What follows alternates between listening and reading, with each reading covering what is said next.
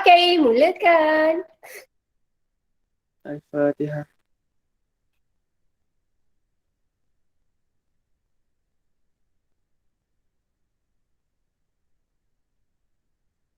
Bismillahirrahmanirrahim. Allahumma aftah alaina hikmatak wa anshur alaina min khazaini rahmatik ya arhamar rahimin. Rabbi shrah li sadri wa yassir li amri wahlul 'uqdatam min lisani yafqahu qawli. Rabbana atina fid dunya hasanah wa fil akhirati hasanah wa qina adzabannar. Wa sallallahu ala sayyidina Muhammad wa ala alihi wa sahbihi wa sallam. Walhamdulillahi rabbil alamin. Amin.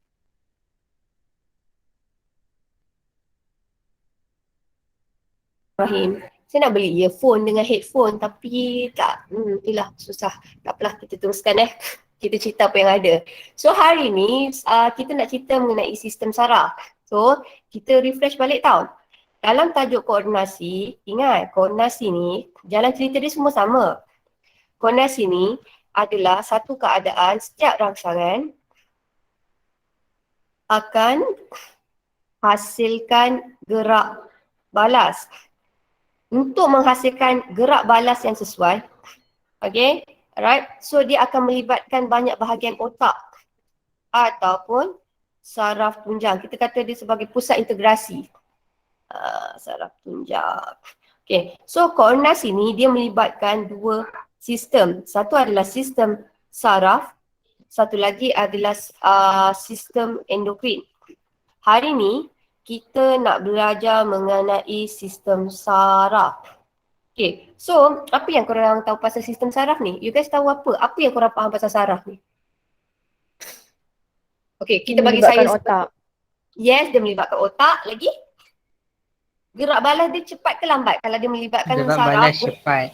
Yeay! Gerak balas adalah sangat cepat.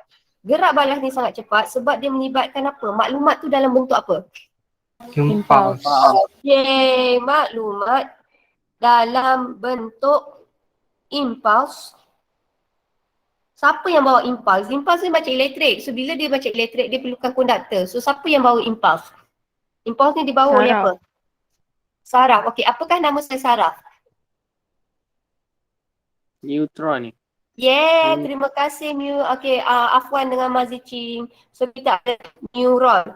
So neuron ada 3 jenis. Nanti kita nak belajar neuron ada neuron deria. Kita ada neuron geganti. Satu lagi adalah neuron motor. Okey, so kita teruskan. So sistem saraf. Now sistem saraf ni kita boleh pecahkan kepada dua. Satu adalah sistem saraf utama. Kita ada sistem saraf utama yang kita panggil adalah sebagai sistem saraf pusat. So sistem saraf pusat ni, okey, sistem saraf pusat dia terdiri daripada otak dan juga saraf tunjang. Kejap disebabkan saya ada kat sekolah. Best sikit lah. Kejap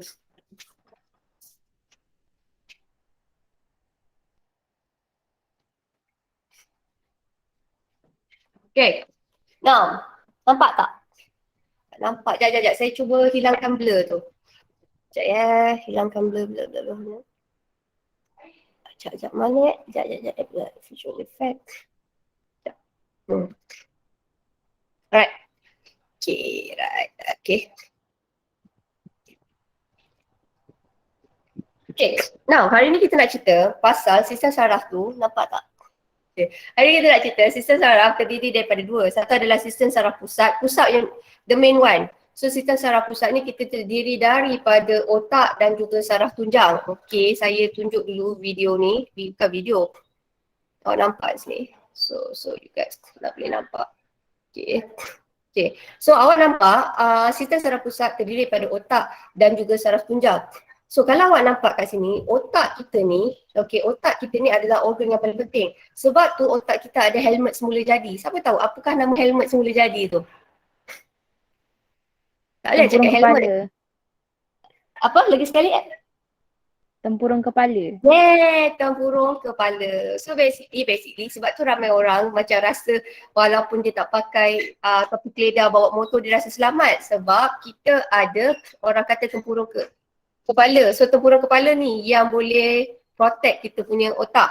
Lepas tu dekat belakang ni Korang akan belajar dalam bab 13 tau. So yang belakang ni, ini kita panggil dia adalah sebagai tulang belakang. So tulang belakang kita ni adalah kita panggil dia sebagai turus vertebra. So apa yang ada kat dalam tulang belakang? Saraf tunjang. Saraf tunjang. Yes, very good. Yang ada kat dalam tulang belakang ni adalah saraf tunjang. So kesimpulannya saya ambil sikit tau. Sistem rangka, kepentingan sistem rangka adalah memberi bentuk kepada muka. Kalau lah katakanlah korang tak ada tempurung kepala, so basically kalau korang pakai tudung sikit-sikit lembik-lembik, so basically benda tu tak boleh lah. So Tuhan jadikan kita, bahagian kepala kita ada tempurung kepala. Saya selalu sebut, kita ada skull. Skull tu dia boleh protect our brain, and the other one, skull tu boleh bagi bentuk. Okay, so bentuk pakai tudung nampak cantik lah kan. So kalau yang ini adalah kita panggil dia sebagai tulang belakang. Satu kepentingan tulang belakang adalah dia nak memberi awak posture. Okay, so maksudnya tulang belakang ni fungsi dia bagi awak posture, dan satu lagi fungsi tulang belakang adalah melindungi. Biasanya apa-apa tulang fungsi dia adalah sebagai melindungi. So saraf, sebenarnya saraf tunjang letaknya adalah di dalam kita punya tulang belakang. Sekejap tau, saya tunjukkan awak nanti. Okay, dah. Right, so saya teruskan lagi sekali. Satu best ni kat sekolah sebab saya ada banyak banyak model. So kejap Sekejap. Saya segan sikit lah kat sekolah sebab ramai orang tau. Sekejap.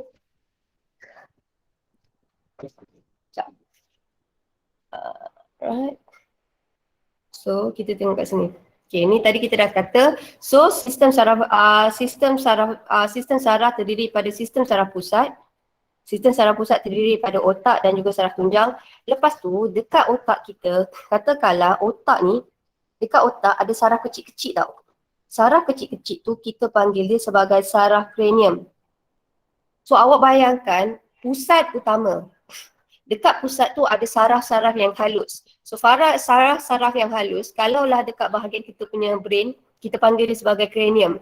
Sebab dalam bahasa Inggeris, tempurung kepala kita ni kita panggil dia sebagai cranium. So nama saraf tu kita kenali dia sebagai saraf cranium. Yang ini kita panggil dia sebagai saraf tunjang.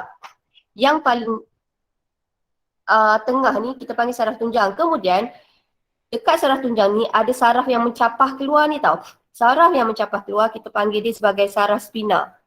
Awak ingat saraf tunjang, nama saraf kecil ni saraf spina. Kenapa nama dia spina? Dia ambil dalam bahasa Inggeris.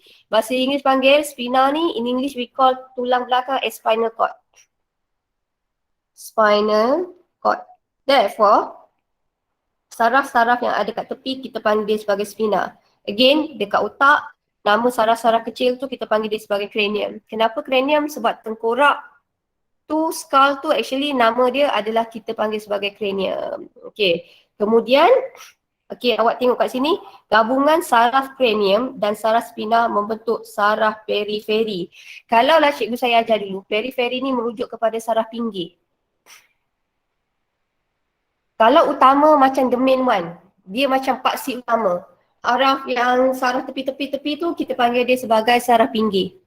Pinggir tu maksudnya yang halus-halus tu lah. Okay, right, ni senang je. Okay, so ini sepatutnya korang kena salin. Sebab ada dekat dalam DSKP korang kena tahu yang ni. So yang ini korang salin sebagai nota. Salin ni je. Nota. So hari ni salin ni. Okay, so saya ulang lagi sekali. Tadi kita kata sistem saraf kita terdiri daripada saraf pusat. Saraf pusat terdiri daripada otak dan juga saraf tunjang. So hari ni kita nak cerita pasal otak. Sekejap. Alamak. Okay, nampak? Okay, right. So, otak kita terdiri daripada, korang boleh rasa sendiri. Saya suka tajuk ni sebab dia dekat dengan kita. So, otak kita ada bahagian kanan dan kiri. Yang korang boleh rasa ni macam orang kata hemisfera, bahagian kanan dan bahagian kiri. Yang paling besar sekali, bahagian otak kita paling besar, kita panggil dia sebagai cerebrum. So, cerebrum ni dia kawal tindakan terkawal. Tindakan, saya buat short form Dia kawal tindakan terkawal. Kalau yang tepi, katakanlah macam awak nampak saya punya sanggul kan. Ini cerebellum. So cerebellum ni dia kawal apa? Dia adalah kawal koordinasi atau keseimbangan badan. Keseimbangan badan. Saya tak sempat lah nak buat Google Form. Bila dah sekolah ni saya tak sempat betul. Kemudian yang belakang sekali ni, sebenarnya bahagian leher awak, nampak tak? Bahagian leher awak ni macam otak, bahagian leher, kita panggil dia pangkat otak. Ini pun adalah bahagian otak. Kita panggil dia medulla oblongata. Ingat tak saya kata kalau tengok cerita apa-apa drama, konon-kononnya dia pergi dekat bahagian ni, kat situ dia boleh pengsan. So awak teka, apakah fungsi medulla oblongata kat sini? Boleh dia boleh pukul kat situ, masa tu orang tu boleh pengsan. So teka, apakah tindakan yang dikawal oleh medulla oblongata? Tindakan luar kawal. Yeah, tindakan luar kawal. So contoh tindakan luar kawal yang awak tahu? Denyutan jantung. Yeah, tindakan luar kawal. Denyutan jantung. Sebab tu dulu pernah keluar berita denyutan jantung. Pernah keluar berita ada budak lelaki bergaduh. If I'm not mistaken masa zaman PLKN dulu-dulu, ada budak tu dia gaduh and then suddenly budak tu terbaring dekat lantai, lepas tu beramai-ramai dia sepak budak tu and then budak tu meninggal. Kenapa budak tu boleh meninggal? Mungkin masa dia tersepak beramai-ramai tu, yang dia sepak adalah bahagian medulla oblongata. Sebab tu kalau korang nak main-main, jangan main dekat bahagian otak dekat sini. Sebab dia boleh kawal, sebab pernafasan awak, jantung awak dikawal oleh medulla oblongata. So kesimpulannya bahagian otak bukan ni je. Otak bukan yang sini. Otak adalah sini dan sampai dekat leher. Okey? Kemudian kita ada saraf tunjang. So saya nak cerita tu dulu. Ini adalah bahagian otak.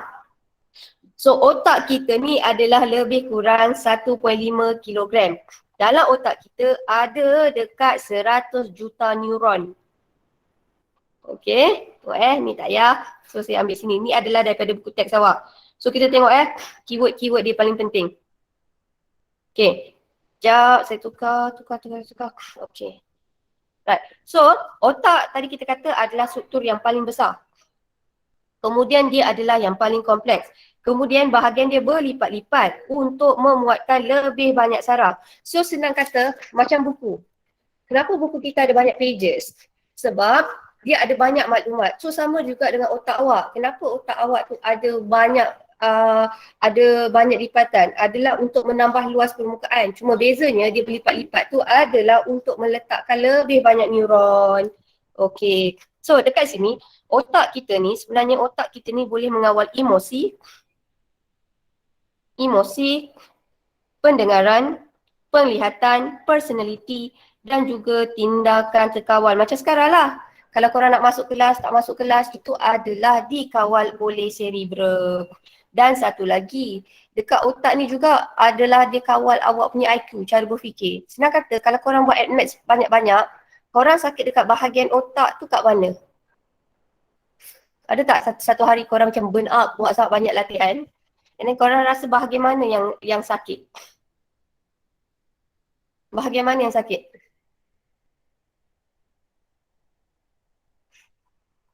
Bukan sini ke? Korang sakit kat mana? Atas. Tak tahu tak cik? Semua, siangnya awak. Okay, semua bahagian adalah sakit. Kesiannya Mazicing. Okay, so basically hari ni kita nak cerita pasal otak tau. Otak ni adalah saya suka otak sebab otak ni adalah satu organ yang sangat kompleks. Which is setiap orang adalah sangat berbeza. Contoh kan, saya ambil satu contoh. Ada orang dan otak ni dia ada kelebihan tersendiri. Ada orang dilahirkan dia lebih suka maths atau sains. Ada orang dilahirkan dia suka art. Ada orang dilahirkan dia suka matematik. So otak ni adalah something yang sangat kompleks. So basically macam dalam adik-beradik kan. Ada your siblings tu, tak semua your siblings boleh buat sains. Tak semua your siblings tu katakanlah boleh buat art. So bukan kita nak cakap kalau orang sains tu pandai. Kalau orang tu orang arts kan, dia masuk seni dia tak pandai. Kalau dia account tu dia pandai. Tak. Sebenarnya awak punya kebolehan dia bergantung kepada otak. Selalu saya cakap dengan budak macam ikan. Ikan kalau kita suruh dia panjat pokok, ikan boleh panjat pokok tak? Tak kan? Tapi kalau ikan tu kita suruh berenang, dia akan berenang sangat laju. So kesimpulannya otak kita ni adalah kompleks dan setiap orang adalah berbeza. Dan tadi kan kita kata personality juga dikawal oleh otak. Ada orang, sebab tu korang sebenarnya nanti saya rasa masuk matrik ataupun korang buat foundation ke, sebenarnya sebelum korang masuk U nanti, korang buat satu personality test. Saya rasa kaunselor boleh. Korang ada buat tak test dulu masa form 3? Sempat ke korang? Dia ada satu test yang dia buat test tu kan, test personality test, korang ni orang yang macam mana? Katalah orang yang extrovert, orang yang suka benda yang suka bersosial. So orang yang extrovert ni suka aktiviti yang macam mana? Mungkin wartawan, dia jadi pembaca berita, mungkin dia jadi penyanyi yang kena ke depan, stand up ke depan. Ada orang kita panggil dia sebagai introvert. Introvert ni adalah orang yang analisis, dia suka macam behind the scene. So basically kalau orang introvert tu suruh dia menyanyi kat depan, mungkin dia boleh menggigil. Tetapi kalaulah orang tu kita suruh buat benda behind the scene, dia okey. Tapi kalau orang extrovert pula, dia suka kat depan and then suddenly kita suruh dia behind the scene, mungkin dia akan jadi stres sebab itu bukan personality dia. So basically sebenarnya personality dikawal oleh otak dan otak ni adalah something yang sangat kompleks. Dan saya tambah satu, macam pertuturan. Ada orang dilahirkan, korang jumpa tak kawan yang dilahirkan boleh cakap banyak bahasa? Macam saya selalu rasa jealous tak macam yang untuk Chinese dengan Indian. So basically Chinese dengan Indian tu adalah satu, saya rasa korang adalah sangat bertuah. Sebab korang boleh tahu 3 bahasa at least. At least korang tahu bahasa Melayu, at least korang tahu bahasa ibunda korang dan korang boleh tahu bahasa English. So basically benda tu adalah bukan senang. So untuk saya, for orang bukan Melayu tetapi boleh cakap Melayu dengan baik, basically bagi saya bukan senang sebab otak awak belajar 3 bahasa. So untuk saya you are very lucky. Macam orang belajar bahasa Arab kan daripada kelas KAA, belajar bahasa Arab, belajar ada tahu bahasa Inggeris, and then bahasa Melayu. So itu ada satu advantage dan benda tu bukan senang. Kemudian ada orang yang boleh belajar 7 bahasa, 5 bahasa. So biasanya orang-orang macam tu dia ada satu kelebihan, dia boleh buat ketuturan dengan baik. Tepi tu.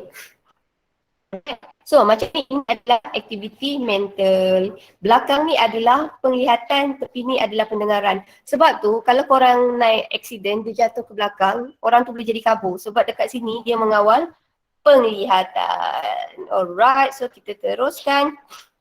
Sini sudah, cerebrum sudah. Cerebrum ni yang kita kata dia adalah paling kompleks.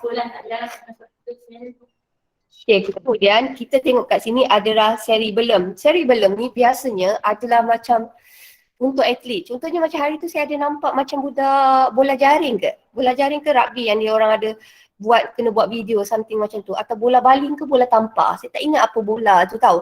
So sebenarnya yang korang buat latihan semua tu, latihan yang dribble ke whatsoever semua tu, korang main balance up, main tangkap-tangkap bola. Sebenarnya korang tengah buat apa tu? Sebenarnya korang tengah train korang punya cerebellum.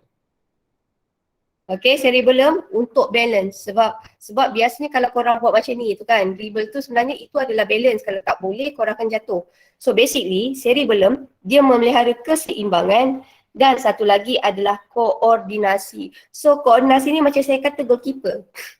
Kalau goalkeeper, awak nampak bola tu belah kanan, dia pergi belah kanan, kita kata dia ada koordinasi yang bagus. Maksudnya rangsangan tu bola tu belah kanan, dia tangkap belah kanan.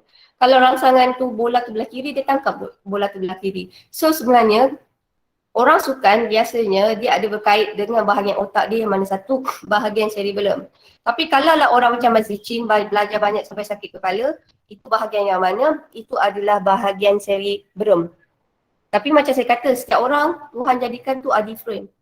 Okay, kita tak kata kalau orang tu boleh jadi doktor, kalau orang tu dentist, orang tu macam mana saya nak cakap the nicest way. Everybody has their own personality, has their own strength. Maksudnya kadang-kadang tak semua orang boleh dilahirkan jadi doktor. Tapi ada orang boleh jadi tempat lain. Dan setiap orang kita ada role kita tersendiri. Tak semestinya doktor tu lebih baik daripada arkitek, tak semestinya arkitek lebih baik daripada engineer. So awak kena bayangkan kita tak boleh nak compare. Setiap orang adalah berbeza. Maksud saya awak tak boleh compare apple dengan orange, which is two different thing. Tapi masalahnya kita punya society suka compare. Macam kalau tak jadi doktor atau tak masuk sains, rasa budak tu tak pandai. No, it doesn't work that way. Okay, so basically korang kena tahu ada benda tu sebenarnya di luar kemampuan. Contohnya macam otak. Okay, alright. So ada orang memang dia boleh berfikir cara bagus sekali. Alright, okay. Now, Ini kita dah. Dan kemudian kita kata tadi adalah medula oblongata. So medula oblongata ni dia kawal apa? Dia kawal tindakan luar kawal. So apakah tindakan luar kawal? Contohnya denyutan jantung dan juga pernafasan.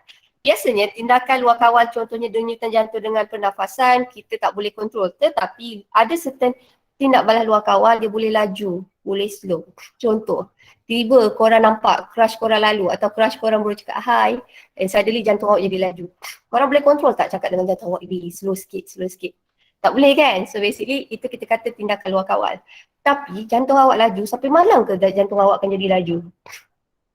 Sampai malam ke? Tak. Tak kan? Nanti dia akan slow balik. So tindakan luar kawal, awak ingat ada tindakan luar kawal dia boleh laju dan dia boleh slow balik. Baik. Dia boleh laju dan dia boleh slow balik. So itu kita panggil dia sebagai tindakan luar kawal.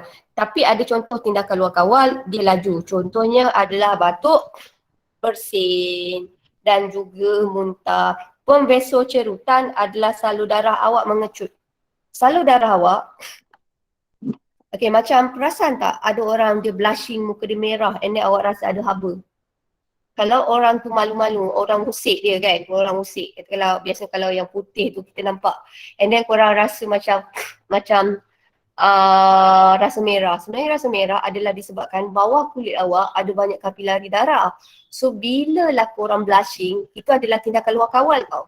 Selalu darah awak boleh mengembang. Itu vasodilation, saya silap ni. Vasodilation. Korang tak boleh kontrol. Bila vasodilation maksudnya ada haba dibebaskan. Sebab tu bila korang blushing, korang rasa macam panas kat pipi sebab ada haba dibebaskan. Tapi kalau tiba-tiba korang jalan malam, nampak benda putih melayar, korang akan rasa pipi awak jadi sejuk pula.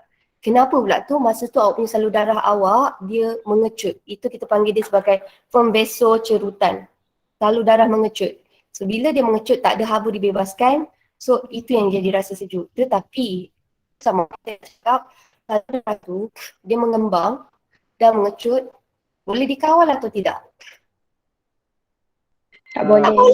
Terima kasih. Terima kasih Mazrin. Kalau tak ada Mazrin, tak ada Adib, rasa cakap seorang-seorang je kan.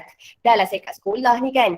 Right. So basically awak ingat tindakan luar kawal, ada certain tindakan luar kawal dia boleh laju dan dia boleh perlahan. Kemudian ada satu kataan baru namanya adalah hypothalamus. Hypothalamus ni dia lebih kita belajar dalam sistem endokrin. Dia akan mengawal satu tindakan namanya homeostasis. Homeostasis ni maksudnya jika berlaku perubahan dalam badan kita akan sedaya upaya kembali kepada normal. Contoh, kalau kat luar korang pergi dekat gurun Sahara, kat luar suhu dia adalah katakanlah 45 degree.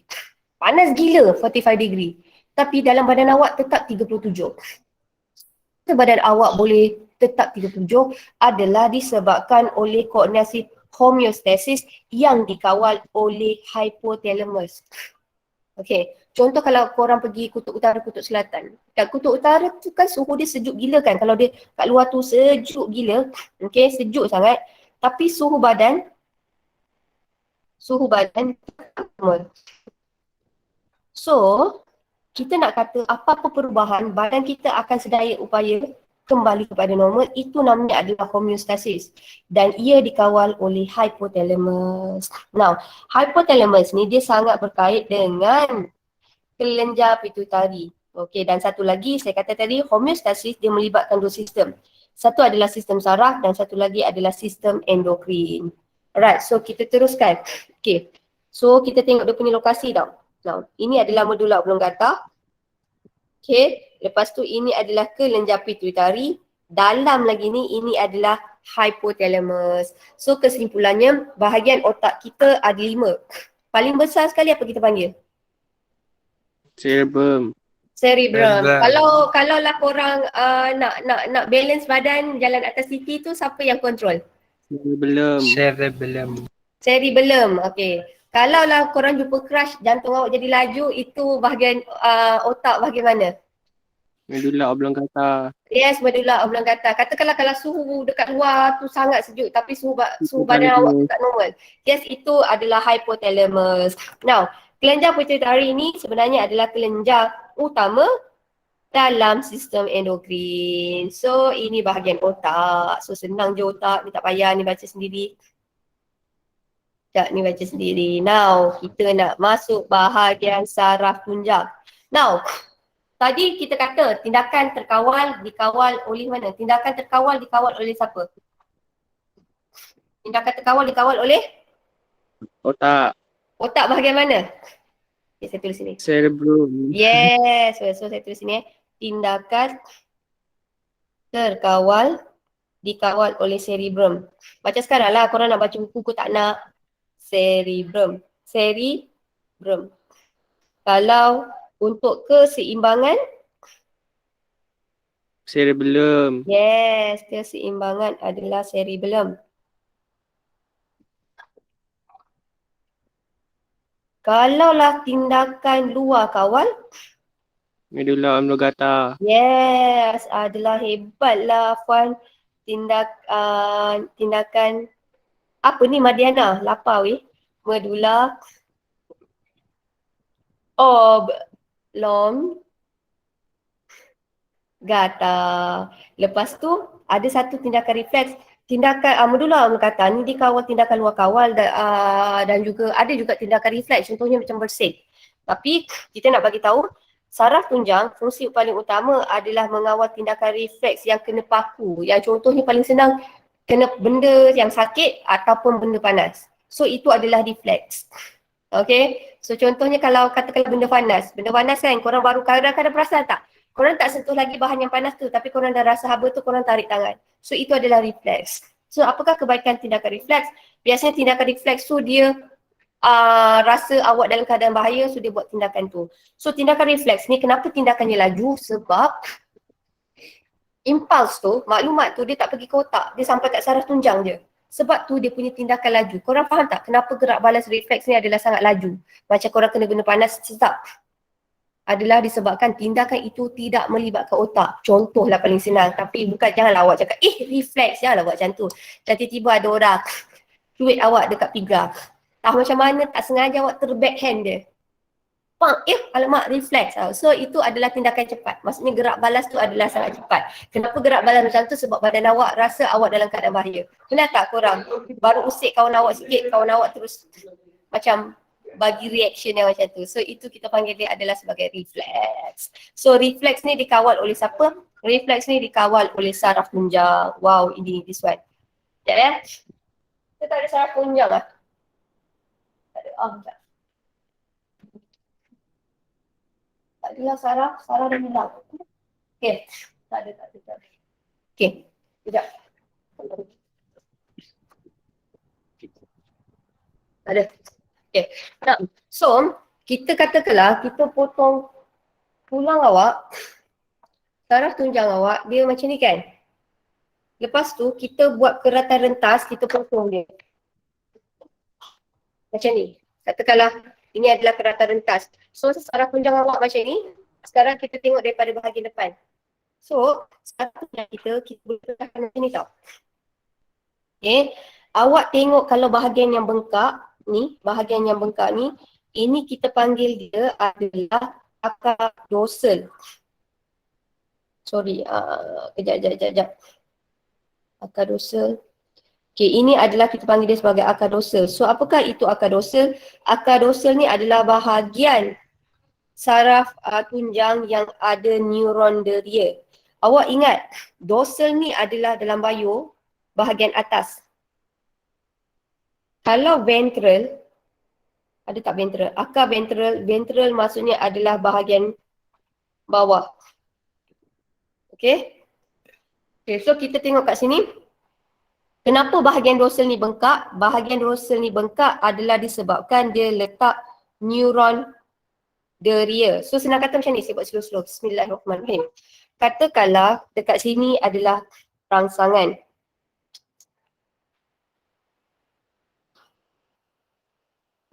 So rangsangan ni tadi dia akan diterima oleh reseptor. Okay, so reseptor akan cetus state impulse. So kalau awak nampak arrow ni adalah arrow impulse. Pergerakan impulse. So bila lah impuls tu dengan reseptor, so nama neuron yang dekat sini pertama adalah neuron deria. Saya ulang slow-slow. Kita cerita pasal saraf tu lalu.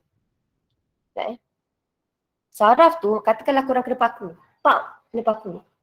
So paku tu, rasa sakit tu akan diterima oleh reseptor. So reseptor ni akan cetuskan impuls yang dibawa oleh neuron deria. Sebab tu neuron deria ni, jiran paling terdekat sebenarnya adalah reseptor. Kemudian neuron geganti ni macam postman.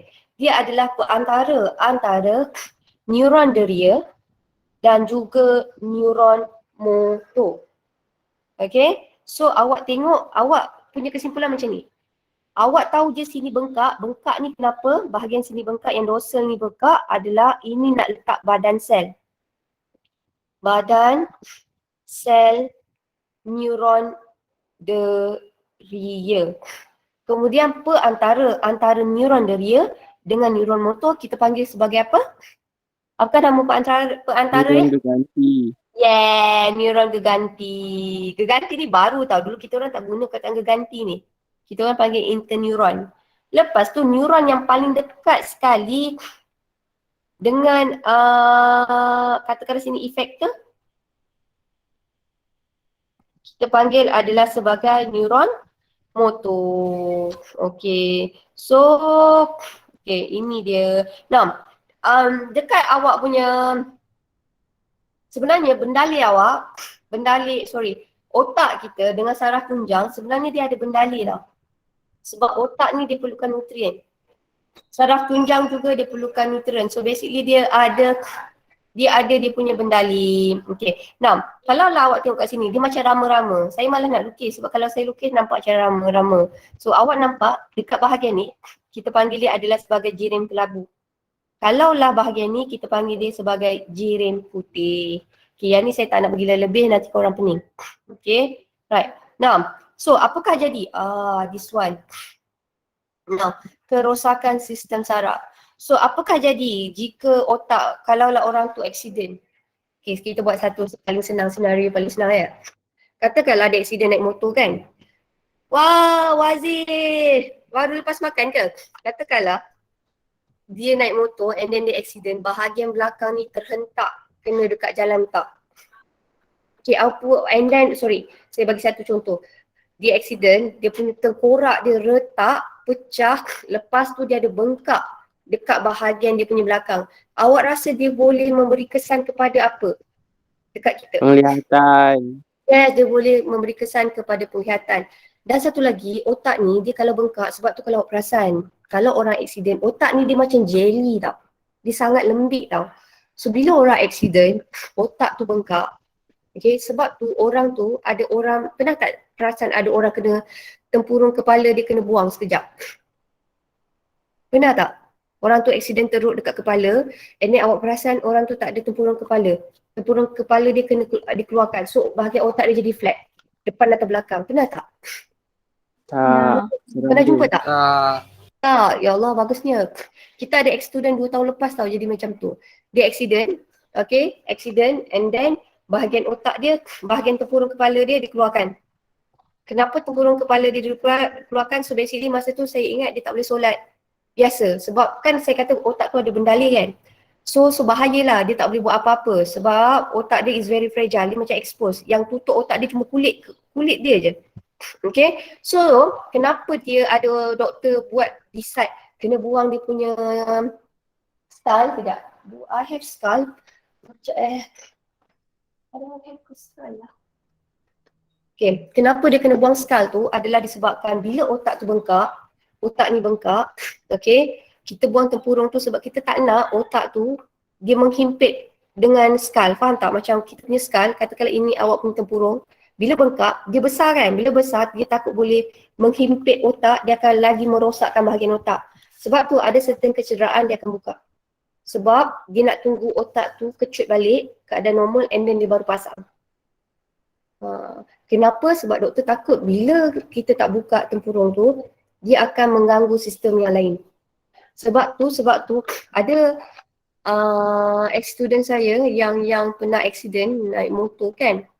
Bila dia mengganggu dia punya IQ, budak tu pandai tapi yelah benda nak jadi kan. Dia mengganggu dia punya IQ, bahagian sini kan untuk belajar kan. So otak dia yang tercedera tu adalah bahagian IQ. So basically dia terus dah tak boleh belajar. Maksudnya dia punya IQ dia dah jadi macam IQ budak sekolah rendah. So kita tengok kecederaan otak tu mengganggu kat mana. Kalau dia mengganggu bahagian motor, maksudnya dia dah punya tangan ke kaki dah tak boleh kuat. Kalau dia mengganggu bahagian penglihatan, dia tak boleh nampak. Kalau dia mengganggu bahagian IQ, dia boleh menjadi dah tak berapa normal lah. So itu orang kata otak. Ingat tak saya kata otak adalah motherboard. Sebab tu saya selalu pesan kat awak, otak awak kalau dah penat, bagi dia rehat. Sebab otak awak tak ada ganti, awak tak boleh beli spare part otak dekat mana-mana. Awak ada satu je. So basically kalau lah you guys penat kan, macam Mazikin akan and suddenly you rasa penat, bagi take 5 dulu. Sebab bagi saya, tak ada siapa yang kesiankan awak dan tak ada siapa yang lebih faham diri awak melain diri sendiri. So you have to love yourself. Kalau at one point awak rasa otak awak dah tengah penat, bagi dia break dulu. Sebab dia dah buat banyak kerja untuk awak. Kesianlah kat dia. So rehat dulu and then take 5 bila awak dah okay, sambung balik. Tapi kadang-kadang biasa budak sebab umur 16 tahun kan, aku kesian kat badan aku. So dia punya rehat dekat setengah hari daripada pukul berapa? 1 sampailah pukul 7 malam. So basically yang itu korang kena pandai arrange masa sendirilah. Alright, so bahagian ni, okay? Macam ni kan? Katakanlah kelumpuhan, kalaulah orang tu accident. Okay, perasan tak? Yang ni paling bahaya tau. Kalau dia accident and then dia terpatah, okay, so dia boleh mencederakan saraf tunjang dia. So bahagian ni. So bahaya sebab tu Tuhan jadikan saraf tunjang kita dengan otak kita ada pelindung semula jadi, ada rangka. Sebab dia nak protect kita punya otak dan juga saraf tunjang. Kenapa? Sebab otak dan saraf tunjang kita ni banyak control everything. Kalau tak ada otak, tak ada saraf tunjang, kita tak boleh ada gerak balas. So boleh faham tak? Can you understand? Boleh cikgu. Faham. Okay, faham. Okay, so kita tengok latihan formatif 12.2. Jelaskan peranan otak dalam koordinasi badan. Saya ambil satu bahagian otak. Korang suka otak bahagian mana? Afwan lah, Afwan. Awak suka otak bahagian mana, Afwan? Kita ambil satu spesifik. Peranan otak, saya ambil otak bahagian seri. Afwan suka mana? Cerebellum lah. So kata otak bahagian cerebellum ni kawal apa? Keseimbangan. Balance. Keseimbangan badan. Okay, so Afwan nak siapa jawab soalan seterusnya pula?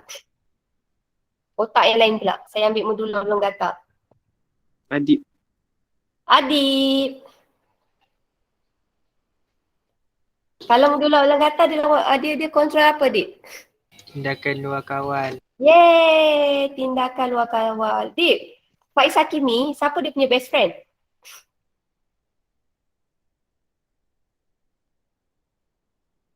Ke ada girlfriend tak?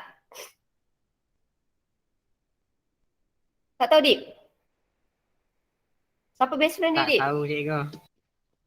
Oh, awak tak tahu. Okey, tak apa. So, soalan nombor 1 ni awak boleh cakap peranan otak dalam koordinasi badan ni, awak boleh kata je lah macam ni. Katakanlah otak, bahagian otak adalah cerebellum. Bahagian cerebellum, macam nak cakap ayat dia cantik. Cerebellum adalah sebahagian daripada otak. So fungsi cerebellum adalah mengawal keseimbangan. Katakanlah ataupun contoh lain, medulla oblongata adalah sebahagian daripada otak. So fungsi medulla oblongata adalah mengawal tindakan luar kawal. Soalan kat sini dia kata sebagai koordinasi. Ini adalah jawapan yang betul. So apakah itu koordinasi? Koordinasi itu sebenarnya setiap rangsangan akan menghasilkan gerak bala. So ayat dia paling senang macam ni je. Otak adalah, ambil yang ni bahasa yang buku ni susah sikit, adalah salah satu pusat integrasi. Integrasi ni nak bagi tindakan. So fungsi dia adalah untuk memastikan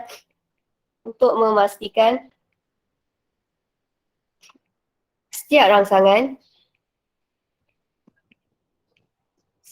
rangsangan akan hasilkan gerak balas yang betul. Awak ingat goalkeeper je yang ini. Maksud saya, kalau rangsangan tu belah kanan, dia akan tangkap bola belah kanan. Itu melibatkan otak. So, bila kita kata soalan tu mengenai koordinasi, keyword koordinasi adalah rangsangan. Setiap rangsangan akan menghasilkan gerak balas yang betul. Kalau korang makan garam rasa manis, tu maksudnya koordinasi awak tak betul lah. Sebab rangsangan dan juga gerak balas itu tidak selari. So boleh faham tak pasal koordinasi? Koordinasi ni, you guys pernah dengar tak perkataan koordinator? Ada satu kerja, kalau dia ada event, satu event tu dia ada satu bahagian namanya koordinator. So coordinator is like that. Coordinator tu nak memastikan satu majlis event tu dia boleh run, so dia yang coordinate, make sure orang MC dengan orang datang dia boleh tahu. So biasanya coordinator ni kalau biasanya kenduri kahwin, tapi lama dah tak ada kenduri kahwin kan, macam kompang. Ada seorang tu jadi kita panggil dia macam coordinator, dia macam manager, event manager lah. Maksudnya kalau kompang tu pengantin dah datang, kompang kena bunyi. Tak adalah tak ada pengantin baru nak kompang. So itu sebenarnya kerja koordinator. So maksudnya ada rangsangan, ada gerak balas. So rangsangan dan gerak balas yang betul itu kita panggil dia sebagai koordinator. Coordinate. Okay, now soalan nombor 2. Okay, bandingkan fungsi cerebellum dan juga medulla oblongata. So ini dah tahu. Fungsi cerebellum berfungsi mengawal dan menyeraskan gerak balas ataupun keseimbangan badan. Dah senang. Cerebellum mengawal keseimbangan badan. Manakala medulla oblongata, dia mengawal tindak balas luar kawal. Kemudian, yang ni. Saya tak ambil saraf autonomi saya belum ajar. Okey. Terima kasih. Okay. Sistem saraf periferi tadi. Okay, sistem saraf periferi. Okay, kita tengok.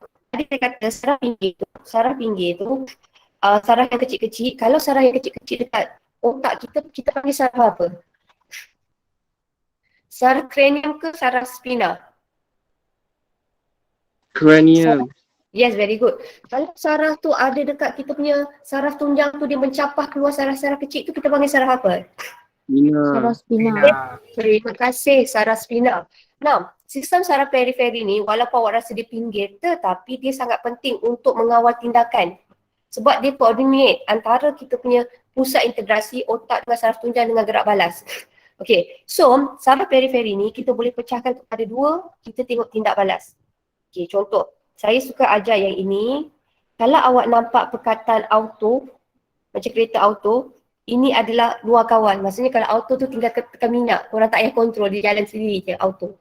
So kalaulah saraf autonomik, dia mengawal tindakan luar kawal. Kalau saraf somatik, tindakan terkawal. Contoh somatik macam sekarang, saya menulis. Itu adalah somatik sebab itu adalah terkawal. Macam sekarang lah, saya tengah baca, saya tengah tengok awak, and then saya tengah menulis. So itu adalah tindakan terkawal. So tindakan terkawal tu dia melibatkan saraf mana? Dia melibatkan saraf kranium dan juga saraf spina. Ini somatik. Kita boleh kontrol. Contohnya macam menulis, macam mendengar. Kalau autonomik, tindakan autonomi adalah tindakan luar kawal. Tadi saya katakan kalau denyutan jantung kan, korang nampak crash kan, crash tu akan menyebabkan jantung awak jadi laju kan. So dia laju and then boleh slow balik kan. So macam mana awak punya denyutan jantung awak boleh laju dan slow adalah disebabkan oleh saraf autonomik. Saraf autonomik ni ada dua jenis. Satu adalah simpatetik, satu lagi adalah parasimpatetik. Okay, saya ingatkan awak para. Para ni macam paralimpik. Kalau paralimpik ni maksudnya dia tak all out, dia jadi slow. So, ingat, kalau jantung awak jadi laju, dia melibatkan saraf autonomik jenis simpatetik. Kalau nak bagi awak full balik, dia melibatkan juga saraf autonomik tapi jenis parasimpatetik. Kalaulah simpatetik, dia melibatkan saraf spina. Tetapi kalaulah parasimpatetik, dia melibatkan saraf spina dan juga saraf kranium. So far sampai sini okey tak? Sekejap Right. Okay, now latihan. Okay. Now, ada perbezaan antara sistem saraf soma dan sistem saraf autonomik. Tadi kita kata sistem saraf soma dia mengawal tindakan apa? Macam saya menulis tu mana satu? Soma ke autonomi? Dia Terkawal. terkawal. Terkawal. Sini adalah terkawal. Kalau autonomi, dia adalah tindakan luar kawal. Kalau autonomi, luar kawal, kalau dia nak bagi jantung kita jadi lagi laju, dia laju kan? Simpatetik atau parasimpatetik? Simpatetik. Yes, simpatetik. Kalau dia nak perlahankan? Parasimpatetik. Yes, parasimpatetik. Kalau simpatetik ni dia melibatkan satu saraf je. Tadi saya kata saya rasa saraf spina je. Saraf spina. Tapi kalau nak perlahankan dia melibatkan tujuh saraf, otak kita. Okay? Dia melibatkan otak. Sebab everything is about otak. Saya ambil satu kejap. Saya tengah ramai orang ni. Saraf cranium. Dan satu lagi adalah saraf spina. Saya nak tambah satu. Kalaulah orang dalam keadaan anxiety yang sangat teruk, biasanya anxiety tu adalah disebabkan bila otak awak, dia terima rangsangan awak dalam keadaan bahaya. So, bila dia terima rangsangan dalam keadaan bahaya, jantung awak akan jadi laju. Sebab tu, bila orang tengah anxiety, the first thing sebelum jadi lebih teruk, korang kena buat dekat otak tu macam, perasan tak kalau orang kata anxiety adalah salah satu contoh. Contoh paling anxiety, kelas depan biasa anxiety. Contohnya korang tengah nak exam, lama tak exam and suddenly korang exam kan. Korang tengok soalan pertama, soalan kedua, soalan ketiga, langsung tak boleh jawab. Macam tak pernah belajar. And then suddenly korang rasa rangsangan benda tu macam jadi panik. So bila jadi panik, salah satu cara untuk korangkan anxiety, korang kena distract diri awak tengok benda lain. Contohnya tengok benda yang korang boleh rasa, sebab tu kadang-kadang ada orang dia pegang stressor, ada something ke yang dipegang ataupun dia pergi tengok benda lain, distract. Kenapa? Sebabnya kita nak cuba guna kita punya saraf cranial. Sebab everything in your brain. So kalau lah otak awak boleh cool balik, untuk tak apa, so basically dia akan make sure jantung awak relax. So basically benda ni sebenarnya berkait dengan saraf. Dan satu lagi, anxiety ni adalah satu benda yang susah nak control. Dia adalah tindakan luar kawan. Sebab tu kalau lah you guys ada kawan yang anxiety, korang tak boleh nak terus cakap, kau boleh tak? Tak boleh. Sebab benda tu dia melibatkan saraf. Dan dia melibatkan saraf yang mana satu? Dia melibatkan saraf autonomi. Kalau dia melibatkan saraf autonomi adalah tindakan luar kawal. Okay, so kalau lah tindakan luar kawal, korang nak jadikan slow, so basically korang kena cool. So boleh faham tak? Boleh faham tak? Sebab tu anxiety anxiety ke adalah something yang you guys susah nak bagi orang tu tone down, sebab sebenarnya anxiety tu orang tu je boleh control. Maksudnya kita tak boleh nak tolong. Maksudnya kita, sebab dia melibatkan otak. So basically kita sendiri yang boleh cool down, tone down semua tu. Cuma salah satu cara kita bagi distraction. Okay, now soalan last. Kenapakah kita tak boleh menahan bersin? Sekejap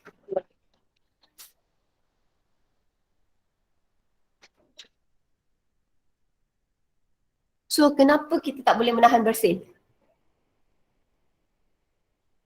Asal kita tak boleh tahan bersin? Ada habuk masuk. Elok tak tahan bersin? Apa? Afwan? Boleh tak tahan bersin? Ya, sebab dia adalah tindakan luar kawal. Tanya. Dan satu lagi, bersin tu elok tau. Korang jangan tahan bersin. Salah satu bersin ni dia tindakan luar kawal dan sometimes dia adalah reflex. Kenapa saya cakap dia adalah sebagai reflex adalah macam ni. Habuk masuk. So korang bersin. So bersin tu kita nak cuba buang, ada benda asing kat hidung awak, kita tolak dia keluar. So kalau korang tak bersin, korang akan make sure benda asing tu ada dalam. So basically benda tu is something is not nice. So bersin, korang bersin lah. Tapi saya rasa bersin tu pun, kalau korang bersin korang rasa puas kot. Saya macam sekarang ni saya dekat Makmal kan, saya ada sinus tau. Sinus tu kita panggil apa ya bahasa Melayu? Desdung. Saya tak boleh kena habuk. So bila kena habuk sama ada saya berhingus ataupun saya bersin. So basically memang ada orang yang jenis macam tu. Adalah disebabkan sel darah putih kita jenis allergic, which is I cannot remember what. So That is orang kata bersin tu adalah satu tindakan luar kawal dan bersin tu adalah satu tindakan badan kita ada Tuhan bagi mekanisme macam protect ourselves. So kalau korang nak bersin, korang bersin. Ada ke orang yang tahan bersin? Tak ada kot. Ada kan? Ada. Okay. Now, so esok, hari ni tak sempat. Saya tak boleh ajar banyak lah sebab ramai orang lalu-lalang tiba-tiba saya rasa malu. Okay, so esok kita nak belajar 3 jenis neuron. Tadi saya kata neuron yang dekat reseptor yang mana satu? Mana satukah neuron yang dekat dengan reseptor? Mana Neuron satu? deria. Yeah, so neuron deria dekat dengan sini. Okay, so sini reseptor. Kalau yang dekat dengan reseptor, mestilah neuron motor. So sini, reseptor apa saya cakap ni? Effector. Allahu Akbar. Effector. Tapi saya nak bagi tahu pasal neuron. Neuron ni sebenarnya adalah saraf yang panjang tau. It's very long. I cannot remember where. Tapi korang kena baca lah, nanti ada. Dan satu lagi, saya pernah tak saya bagi tahu neuron ni adalah satu-satunya sel yang bila dia mati dia tak boleh tumbuh yang baru. Ada tak saya bagi tahu awak? Tak ingat. Tak ingat So neuron ni adalah sel saraf ni. Sel saraf ni contohnya macam kat otak kan. Tadi kita kata dia ada menyimpan banyak neuron kan. Neuron kita ni bila dia dah fully develop, dia dah matang, bila dia mati dia tak boleh tumbuh yang baru. Sebab tu penyakit-penyakit yang melibatkan neuron kita susah ada ubat. Dia tak boleh baik 100%. Cuma kita ada ubat yang mengelakkan dia daripada teruk. Sebab neuron adalah antara sel-sel kalau dah mati tak boleh tumbuh yang baru. Ada orang cakap, kenapa neuron ni kalau dah mati tak boleh tumbuh yang baru? Ada saintis cakap lah, saya baca. Dia kata, kita takut katakanlah neuron kat otak kita kan tumbuh yang baru kan. Dia boleh mengganggu maklumat yang ada dalam otak. Contohnya macam ni. Kalau saya nak bayangkan, neuron ni tak boleh tumbuh baru macam ada buku bio ni kan. Tiba-tiba kita terkoyakkan satu muka surat. Muka surat yang baru akan bina tu isi dia tak sama dengan yang asal. Therefore, teori saintis dia kata kenapa neuron dah mati tak tumbuh yang baru, sebab kalau dia tumbuh yang baru dia boleh mengganggu maklumat-maklumat yang sedia ada dalam tu. Okay, sebab tu kalau korang perasan apa-apa penyakit yang melibatkan neuron dia tak ada atau saraf dia susah nak baik 100%. Okay, so ini adalah neuron. Okay, untuk esok kita nak belajar mengenai neuron dalam buku teks awak pada muka surat. Saya tak boleh banyak lah, bukan pasal awak tau, dia pasal saya. Bila dekat sekolah dia jadi penat. Okay, buku teks esok kita nak belajar dalam buku teks awak adalah pada muka surat 223 sampai 226. So basically awak baca dulu and then esok kita buat latihan. So kita ada masa lagi ni 30 minit. So latihan awak, kerja awak hari ini untuk pengukuhan, awak buat latihan muka surat, latihan pengukuhan 12, practice formative 12.2 dalam buku teks awak pada muka surat tak ingat. Punyalah saya baik ni tau. Muka surat 223. Dan satu lagi, this one, saya ada bagi awak nota tak? Nanti saya screenshotkan untuk awak. Yang ini korang kena tulis, lukis lah. Ada tak saya buat bahasa Inggeris? Okay. So korang tulis nota yang ini je. Lukis nota yang ni je. Sebab saya takut awak pening. Okay, so ini je. So nota dengan latihan tu. So do you have any question? Ada soalan tak? Ada soalan tak? Ada. Okay, jap. Refleksi. Saya suka sangatlah sekarang ada refleksi. Okay. Tahap kefahaman hari ni.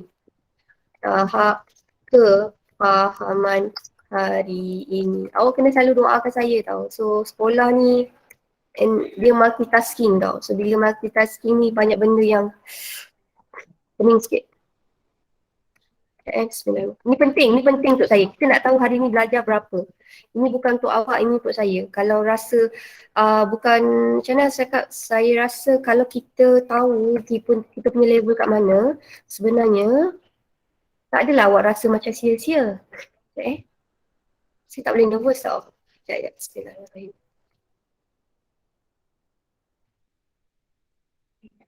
Okay, launch. Alright, so kita dah habis kelas untuk hari ni, tapi saya minta sangat awak tolonglah tekan push yang ada kat situ. Okay, sekejap saya share dulu push tu. Saya share. Sekejap, bismillahirrahmanirrahim. Mana nak share ni? Habuk ah. Sekejap. Sekejap, sabar. Ui.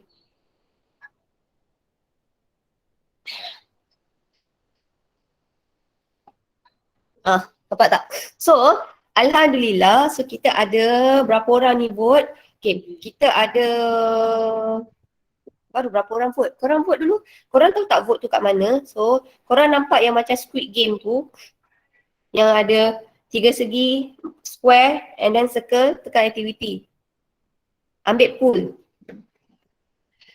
korang tekan, ini refleksi hari ni. So hari ni kita belajar bio, actually korang sampai kat mana? Saya tak kecil hati pun. Siapa yang klik 20 hingga 39% ni pun saya tak kecil hati. Siapa klik 50 hingga 59 ni tak kecil hati.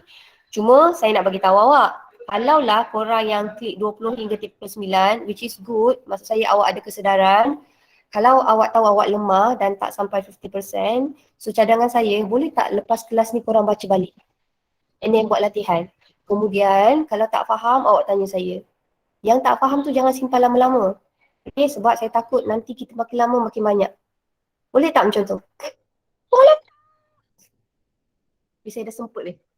Boleh? Tak apalah, saya jawab. Boleh.